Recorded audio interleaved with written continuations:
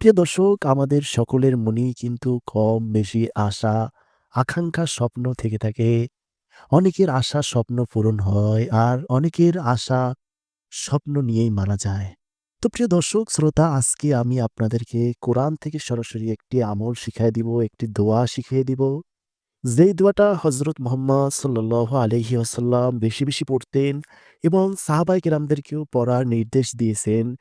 যে দোয়াটা হলো, যে আয়াতটা হলো সূরাতুল আল বাকারা, কোরআনুল কারীমের ২য় নম্বর সূরা।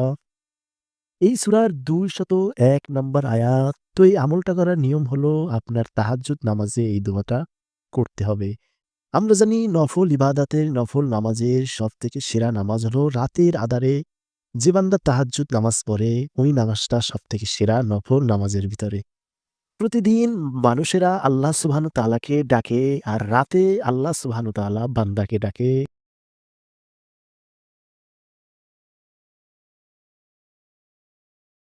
প্রতিদিন মানুষেরা আল্লাহ সুবহানাহু ওয়া তাআলাকে ডাকে, আর রাতে আল্লাহ সুবহানাহু ওয়া তাআলা বান্দাকে ডাকে। আল্লাহ ১ম আসমানে এসে ডেকে বলে, আলা মিন মুস্তাগফিরিন ফাগফির আলাহ। এমন কি কেউ আছো যে অভাবগ্রস্ত? এমন কি কেউ আছো যে বিপদগ্রস্ত? এমন কি কেউ আছো যে ঋণগ্রস্ত?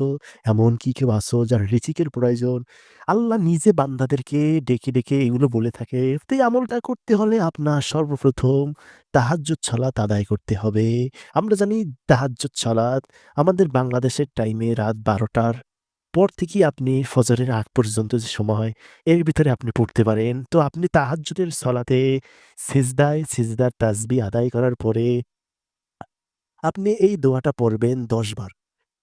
দোয়াটা হলো, রব্বানা আতিনা ফিদ দুনিয়া হাসানাহ ওয়া ফিল আখিরাতি হাসানাহ ওয়া কিনা আযাবান্নার।